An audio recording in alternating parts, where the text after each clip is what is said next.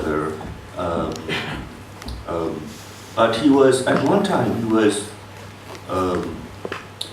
he wasn't recognized by the poetry scene. You know, he was even considered a,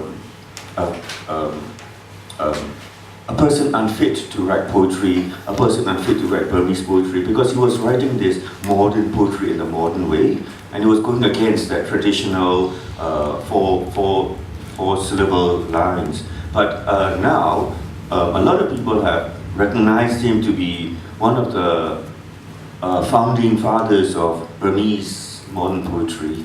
So I'd like to read out this poem. It's called Unpopular Chap. So it has some something to do about him too. He knew that he was unpopular, and he wrote about it.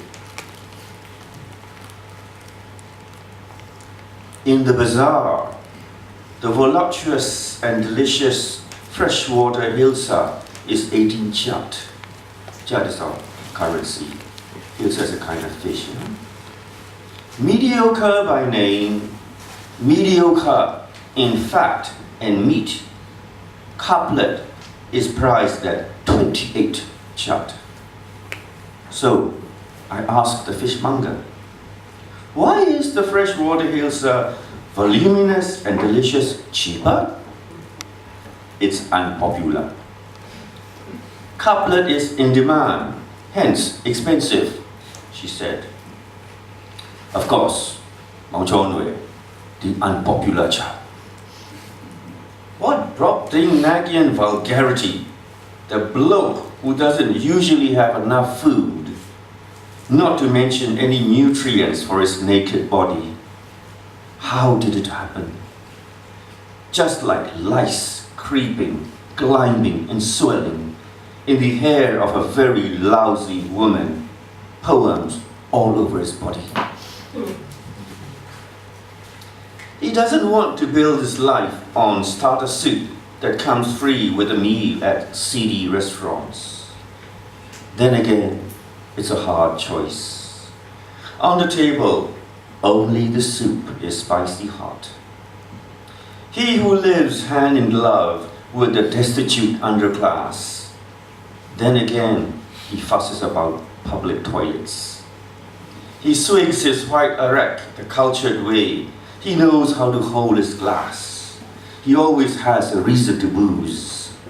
Of course, when toast, he never forgets to get up and dance. In life, he says, he wanted to be a diplomat. When speaking, he is capable of the Queen's English. Then again, he tends to fudge the facts he's heard from someone else. In fact, he's thinner than a mosquito net.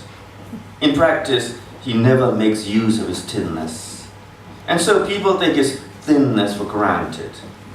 From time to time, his so-called poet lives life like an army officer's budding wife, who sits stylishly in her jeep to reveal her tasty thighs. In his veins are planets, verse planets, vile planets, prick and swirl in his blood vessels, flaunting his tiny chest the size of a chicken breast.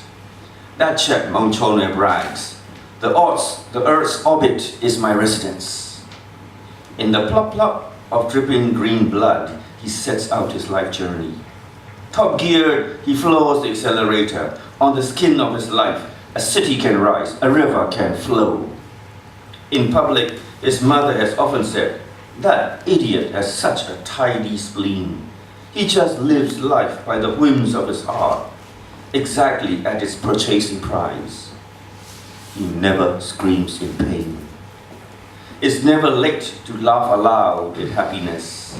Even when others understand his angst and anguish, he usually pretends to float above them.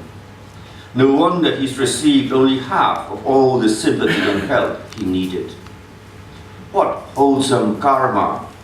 What a man, brimming with friends, friends with helping mouths without helping hands.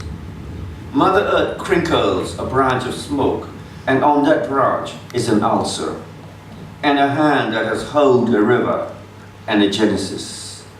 The truth is like humans. It weighs just a few ounces. All these things he doesn't share with common people. As for the rest, he doesn't have any capacity for humdrum. He didn't become a town magnate. He didn't become an army officer. He finds it quite disgusting to drool whenever he sees something new. As a young chap, he has tried this and that isms, just a little. Now living on rotten fish, in line with Mingala Dhamma, he is holding Brahmaso virtues on rotten fish. Who else can hold Brahmaso virtues? His lungs are ghastly. So is his trachea. Then again, he likes cellar-aged wines. He likes Virginia cigarettes. Tipsily, he mingles with his pals like a wife with her husband. He is often blamed for not speaking in various tongues, for not wearing a variety of shoes.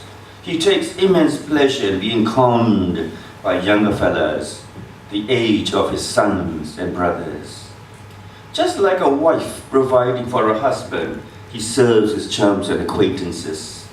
For every one of his 40 years, he's been tough on himself. Men with gold chains on their chest nag. What an ignoramus, what a flirt. What providence to be a mate of a big mouth who can antagonize nuts, not only men. At the age of almost 40, for his bad manners, he is still drowning in the alphabet sea of that big mouth. This is his birthday suit. His softness and sophistication, his cultured blood vessel, his own inner flesh, nullified at the bout of evil. That's full.